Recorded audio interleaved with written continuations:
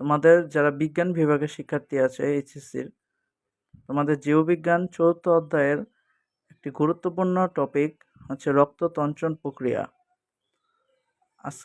এই টপিকটি প্রায় সময় আহ, আহ, মা- বেশিরভাগ সময় তোমাদের এইচএসসি পরীক্ষায় এসে থাকে। আজকে আমরা এই গুরুত্বপূর্ণ টপিক নিয়ে আলোচনা করব ইনশাল্লাহ। চলো শুরু করা যাক। আমরা জানি আমাদের রক্তনালীর মধ্যে প্রতিনিয়ত রক্ত রক্ত চলাচল করে। রক্তনালীর মধ্যে হেপারিন নামক এক ধরনের মিউকোপলিস্যাকারাইডের কারণে রক্ততঞ্চন হয় না। রক্তনালীর মধ্যে রক্ত চলাচল স্বাভাবিকভাবে ঘটে হেপারিনের উপস্থিতির কারণে। হেপারিন থাকার কারণে আমাদের রক্তনালীর মধ্যে রক্ত জমাট বাঁধতে দেয় না। কিন্তু আমাদের শরীরে প্রায় সময় অনেক ছোটোখাটো আঘাতের কারণে রক্তক্ষরণ হয়। এই ছোটোখাটো আঘাতে অল্প সময় রক্তক্ষরণ হওয়ার পরেই তা আবার বন্ধ হয়ে যায়, এবং যেই প্রক্রিয়ায় আমাদের রক্তক্ষরণ হওয়ার পরে রক্তনালী আবার তঞ্চিত হয়ে যায়, সেই প্রক্রিয়াটিকে আমাদের বলে রক্ততঞ্চন প্রক্রিয়া। আজকে আমরা এই রক্ততঞ্চনের মতো একটা গুরুত্বপূর্ণ টপিক নিয়ে ইনশাল্লাহ আলোচনা করব। তা আমরা জানি রক্তের প্রধান উপাদান হচ্ছে দুইটি, এক হচ্ছে রক্তরস এবং রক্তকণিকা। রক্তকণিকা আবার তিন ধরনের: লোহিত রক্তকণিকা, শ্বেত রক্তকণিকা এবং অনুচক্রিকা। রক্তরসের মধ্যে উপস্থিত রক্তরসের মধ্যে 13 ধরনের ক্লটিং ফ্যাক্টর রয়েছে, এবং রক্তকণিকার যে অনুচক্রিকা, এই অনুচক্রিকা এবং 13 ধরনের ক্লটিং ফ্যাক্টর একত্রিত হয়ে এই রক্ততঞ্চন প্রক্রিয়া গুরুত্বপূর্ণ ভূমিকা পালন করে। তাহলে আমাদের রক্ততঞ্চন প্রক্রিয়ায় 13 ধরনের ক্লটিং ফ্যাক্টর এবং অনুচক্রিকা রক্ততঞ্চন প্রক্রিয়ায় সহায়তা করে। 13 ধরনের ক্লটিং ফ্যাক্টরের মধ্যে গুরুত্বপূর্ণ 4টা ফ্যাক্টর যা রক্ততঞ্চন প্রক্রিয়ায় সরাসরি সহায়তা করে, তা হচ্ছে ফাইব্রিনোজেন, প্রোথ্রম্বিন, থ্রম্বোপ্লাস্টিন এবং ক্যালসিয়াম আয়ন। যা আমরা একটা ছন্দের মাধ্যমে মনে রাখতে পারি, তা হচ্ছে ফুল পরে টুপ করে। ফুল দিয়ে ফাইব্রিনোজেন, পরে দিয়ে প্রোথ্রম্বিন, টুপ দিয়ে থ্রম্বোপ্লাস্টিন, করে দিয়ে ক্যালসিয়াম আয়ন। 13 ধরনের ক্লটিং ফ্যাক্টর আমাদের মনে রাখার প্রয়োজন নেই, তবে মেডিকেল অ্যাডমিশন টেস্টের ক্ষেত্রে এই ফ্যাক্টরগুলো অনেক সময় এসে পড়ে। তাই যারা মেডিকেল অ্যাডমিশন টেস্টে দিবে তাদের জন্য এই 13 ধরনের ক্লটিং ফ্যাক্টরগুলো মনে রাখা, আমি মনে করি যে এই 13 ধরনের ক্লটিং ফ্যাক্টরগুলো মনে রাখতে পারলে ভালো। তাই চলো আমরা দেখি যে কিভাবে আমাদের এই রক্ত যখন আমাদের কোনো আঘাতের কারণে আমাদের রক্তক্ষরণ হয়, কিভাবে আমাদের রক্ততঞ্চন প্রক্রিয়াটি ঘটে থাকে।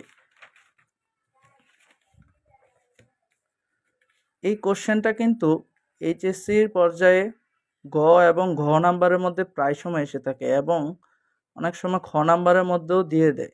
তাই এটি একটি গুরুত্বপূর্ণ টপিক আমি মনে করি। তো চলো আমরা শুরু করি যে কিভাবে আমাদের রক্ততঞ্চন প্রক্রিয়াটি ঘটে থাকে।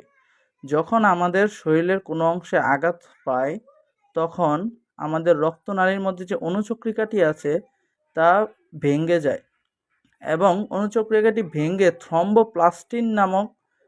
থ্রম্বোপ্লাস্টিন উৎপন্ন করে, এবং বাতাসের সংস্পর্শে যখন অনুচক্রিকাটি আসে, ভেঙে যাওয়ার পরে যখন আমাদের হাত বা পা যখন কেটে যায়, তখন অনুচক্রিকাটি বিনষ্ট হয়ে যায়। ওই অনুচক্রিকাটি বিনষ্ট হয়ে বাতাসের সংস্পর্শে আসার পরে থ্রম্বোপ্লাস্টিন উপাদান উৎপন্ন করে। এই থ্রম্বোপ্লাস্টিন আমাদের রক্তের মধ্যে যে হেপারিন আছে, এই হেপারিনকে অকেজো করে দেয়। তখন হেপারিনের কাজ কি? হেপারিনের কাজ তো আমাদের রক্ত জমাট বাঁধতে দেয় না রক্তের মধ্যে। তখন এই হেপারিনের কে অকেজো করে হয়েছে থ্রম্বোপ্লাস্টিন। এই থ্রম্বোপ্লাস্টিন অকেজো করার পরে তখন সে ক্যালসিয়াম আয়নের উপস্থিতিতে রক্তরসের মধ্যে যে নিষ্ক্রিয় প্রথ্রম্বিন থাকে, সেই নিষ্ক্রিয় প্রথ্রম্বিনকে সক্রিয় থ্রম্বিনে পরিণত করে।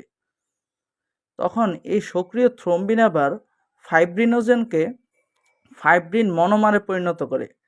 তাই আমরা আগে জেনে এসেছি যে ফাইব্রিনোজেন, প্রোথ্রম্বিন, ক্যালসিয়াম আয়ন এগুলো সবই রক্তরসের মধ্যে উপস্থিত থাকে।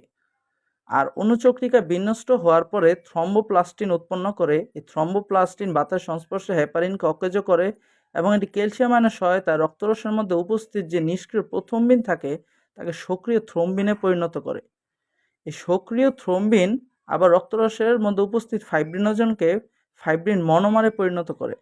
তখন অনেকগুলো ফাইব্রিন মনোমার একসাথে হয়ে ফাইব্রিন পলিমারে পরিণত হয় এবং এই ফাইব্রিন পলিমার একটা জালকের ন্যায় আকার নেয়। এই জালকটি রক্তনালীর মধ্যে, যদি এটা যদি একটা রক্তনালী হয়, এখান দিয়ে রক্ত চলাচল করছে, তখন এই জায়গার মধ্যে যদি কোনো কারণে কেটে যায় মানুষের, তখন এখান দিয়ে রক্তক্ষরণ হতে শুরু করে। হ্যাঁ, তখন এই ফাইব্রিন জালকটা কি করে, এই রক্ত না এই ক্ষতর উপর দিয়ে এখানে একটা জালকের মতো, এই এরকম একটা জালকের মতো সৃষ্টি করে। হ্যাঁ, এই জালকের মতো সৃষ্টি করে, যেখানে লোহিত রক্তকণিকাগুলো আটকে যায় জালকের মধ্যে। এই ফাইব্রিন জালকের মধ্যে আবদ্ধ লোহিত ও শ্বেত রক্তকণিকা এগুলো আটকে যায় এবং রক্ত তঞ্চন প্রক্রিয়া সম্পূর্ণ হয়। এভাবেই আমাদের রক্ত তঞ্চন প্রক্রিয়াটি ঘটে থাকে এবং এটা হচ্ছে সেই রক্ত তঞ্চন প্রক্রিয়ার ফ্লোচার্ট। ফ্লোচার্টটি খুবই গুরুত্বপূর্ণ এবং যখন গ এবং ঘ নাম্বার প্রশ্নে আসে, তখন এই ফ্লোচার্টটি দেওয়ার পরে আমাদের কিছু যে কথাগুলো বললাম সেই কথাগুলো লিখতে হয় এবং এইভাবেই রক্ত তঞ্চন প্রক্রিয়াটি ঘটে। এর মধ্যে পরবর্তীতে যখন রক্ত জমাট বাঁধা শেষ হয়, তখন এক ধরনের হলুদ তরল এই গ্যাপ দিয়ে বের হয়ে আসে। এই হলুদ তরলকে বলা হয় চিকিৎসা বিজ্ঞানের ভাষায় সেরাম। এবং এই সেরামে মনে রাখতে হবে একটা গুরুত্বপূর্ণ তথ্য হচ্ছে, সেরামের মধ্যে ফাইব্রিনোজেন এবং রক্ততঞ্চন যে ফ্যাক্টরগুলো ছিল, এর মধ্যে 2 নাম্বার, 5 নাম্বার এবং 8 নাম্বার ফ্যাক্টর থাকে না সেরামের মধ্যে, এগুলো অনুপস্থিত থাকে এবং এতে সেরোটোনিনের ঘনত্ব বেশি থাকে। এখন সেরোটোনিন কি? সেরোটোনিন হচ্ছে সেরোটোনিন রক্তনালীর সংকোচন ঘটিয়ে রক্তপাত হ্রাস করে এবং এটা একটা গুরুত্বপূর্ণ এমসিকিউ এইচএসসি এবং মেডিকেল অ্যাডমিশন টেস্টের জন্য। সেরোটোনিন, তো আমরা জানতে পারলাম রক্ত তঞ্চন প্রক্রিয়া যখন শেষ হয়, তখন এর যে রক্ত তঞ্চন প্রক্রিয়া যেখানে আমাদের ফাইব্রিন জালকটা তৈরি হয়েছে, সেখান দিয়ে হলুদ তরল সেরাম বেরিয়ে আসে এবং সেরামের মধ্যে ফাইব্রিনোজেন, রক্ততঞ্চন ফ্যাক্টর 2, 5 এবং 8 থাকে না এবং এটা সেরোটোনিনের ঘনত্ব বেশি। সেরোটোনিন হচ্ছে রক্তনালীর সংকোচন ঘটায় এবং সেরোটোনিন কিন্তু মূলত অণুচক্রিকার থেকে নিঃসৃত হয়ে থাকে। এই অণুচক্রিয়াতে সেরোটোনিন যা রক্তনালী সংকোচন ঘটিয়ে রক্তপাত হ্রাস করে।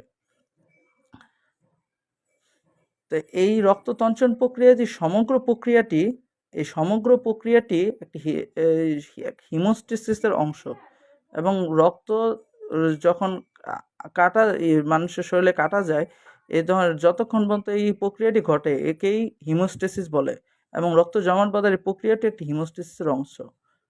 আরেকটি গুরুত্বপূর্ণ এমসিকিউ হচ্ছে, রক্ত তঞ্চন কাল হচ্ছে মানুষের 3 থেকে 8 মিনিট, এটা আজমল স্যারের বইতে আছে, আর আলিম স্যারের বইতে আছে 4 থেকে 5 মিনিট, আর রক্তক্ষরণ কাল হচ্ছে 1 থেকে 4 মিনিট। যা মেডিকেল অ্যাডমিশন টেস্টে এই ধরনের এমসিকিউগুলো খুবই এসে থাকে। আজকে আমরা জানতে পারলাম যে রক্ত তঞ্চন প্রক্রিয়াটি কিভাবে ঘটে এবং কিভাবে মানব শরীরে রক্ত তঞ্চন প্রক্রিয়াটি হয়ে থাকে। তো সবাই আজকে এই পর্যন্তই। সবাই ভালো থাকবেন, সুস্থ থাকবেন। আসসালামু আলাইকুম। আল্লাহ হাফেজ।